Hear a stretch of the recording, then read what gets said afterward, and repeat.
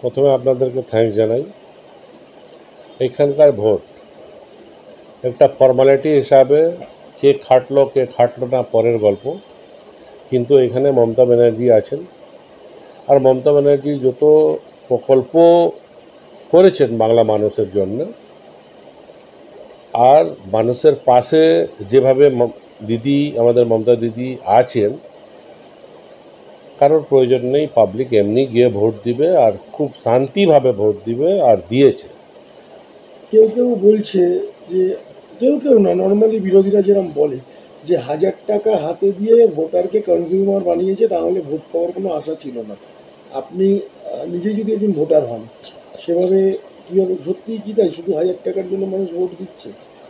মানে দেখুন, মানে ধরো আমরা একটা টিএমসির সৈনিক, পুরো 12 মাস আমাদের রুটিন আছে, সকাল 6টা থেকে নিয়ে 11টা 12টা অবধি বসি।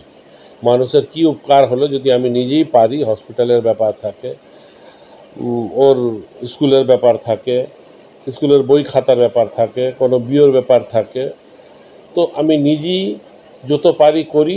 বাদ বাকি যেখানে পারি না, আমাদের আরূপ রায় বসে আছেন, ফিরহাদ হাকিম বসে আছে, সেটাও যদি হয় না তাহলে ডাইরেক্ট আমি উপর মহলে পাঠিয়ে দিই। মিস্টার অভিষেক দা আছেন আমাদের লিডারশিপ, দিদির কাছে কালীঘাটে পাঠিয়ে দিই, আর ওদের প্রবলেম সলভ হয়ে যায়। সারা 12 মাস যে আমরা কাজ করছি মানুষের জন্য, তো মানুষ দেখছে না।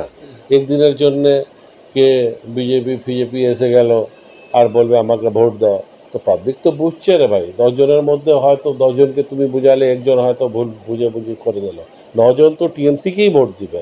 কেন দেখছে 12 মাস ওর সৈনিকরা, মমতা ব্যানার্জির লোকরা সারা মাস সারা বছর কাজ করছে। কয়েকদিন আগেই মমতা বন্দ্যোপাধ্যায় হাওড়া এসেছে, আপনার এলাকাতে সভা করেছে।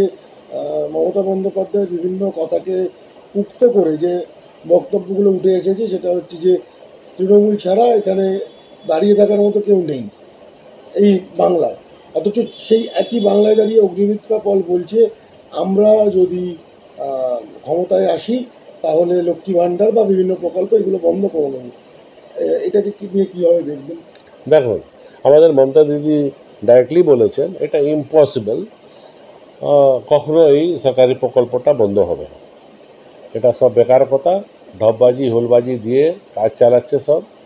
আর আপনি নিজেই দেখছেন এখানে যেভাবে, আমি তো দেখলাম অনেক সিপিএম ভাইরা সাইকেল নিয়ে প্রচার করছে, সামনে দিদির নামটা লেখা আছে, যে দিদি দিয়েছে সাইকেলটা, ওই সাইকেল থেকে সিপিএম প্রচার করছে। তো এরপরে আর কি বলবেন? তাহলে বিরোধীদের কথাই সত্যি ধরে নেবো যে তৃণমূল তাহলে সিপিএম বা বিজেপিকে এখানে ভোট দিতে দিল না?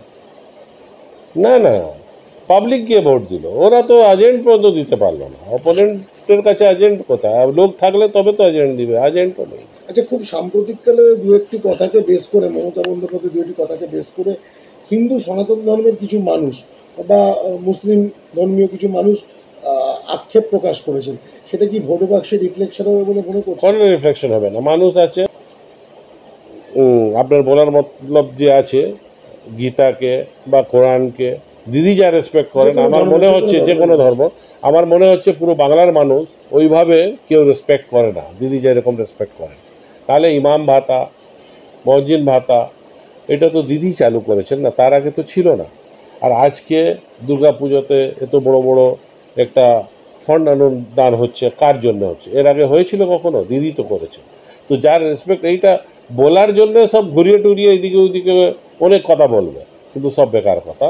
এই সব মানুষ জানে কি টিএমসি ছাড়া, দিদি ছাড়া, মমতা ব্যানার্জি ছাড়া, ওনার সৈনিক, ওনার লিডারশিপ, যে আমাদের অভিষেক ব্যানার্জি ছাড়া, হাওড়াতে অরূপদা ছাড়া কেউ পারবে না আচ্ছা, বিশেষ করে মানুষের কাজ করার জন্য। গোটা বাংলার মতো বেশ কিছু জায়গার মতো দক্ষিণ হাওড়াতেও এই এমএলএ ভার্সেস সভাপতির দল নিয়ে একটা গোষ্ঠীদ্বন্দ্বের কথা উঠে এসেছিল, সেইটা না না, এমএলএ আর সভাপতি যে আছে ও তো সব একই আছে। এখানে বাইরে কি আছে না আছে, কিন্তু অন দ্য ডে অফ, দেখুন আমরা তো দানপন্থী করছি, এখানে মতভেদ থাকবে কিন্তু ভোটের সময় সব এক থাকে। আপনি কি স্বীকার করছেন এখানে কোনো গোষ্ঠীদ্বন্দ্ব ছিল? আমার ইন্টারনালি কি ছিল না ছিল, কিন্তু ও টিএমসির জন্য খেটেছে, এও টিএমসির জন্য খেটেছে। ওভারঅল ও দিদির লোক, এও দিদির লোক, এও মমতা ব্যানার্জির লোক, ও মমতা ব্যানার্জির লোক, ও অভিষেক ব্যানার্জিকে ভালোবাসে, এও অভিষেক ব্যানার্জিকে ভালোবাসে। দুজনই তো কথা তো একটা একটা বাড়িতে ধরুন বড় ফ্যামিলি, তো ওর মধ্যে চারটে ছেলের চারটা মাইন্ড হতে পারে, কিন্তু বাবাকে তো সবাই সেম রেসপেক্ট করে। বাবার জন্যই তো সব জান লাগিয়ে দিল। আর এই রেজাল্টটা দেখবেন কি রেজাল্ট হচ্ছে, খুব আরেকটা ভালো রেজাল্ট হবে। আরেকটা বিষয়, দক্ষিণ হাওড়ার আশেপাশে বেশ কিছুটা বেল্ট বিজেপির আছে, এটা আমরা সংবাদ সূত্রে পেয়েছি। সেইটাকে কি কোনোভাবে তৃণমূলে আনা গেল?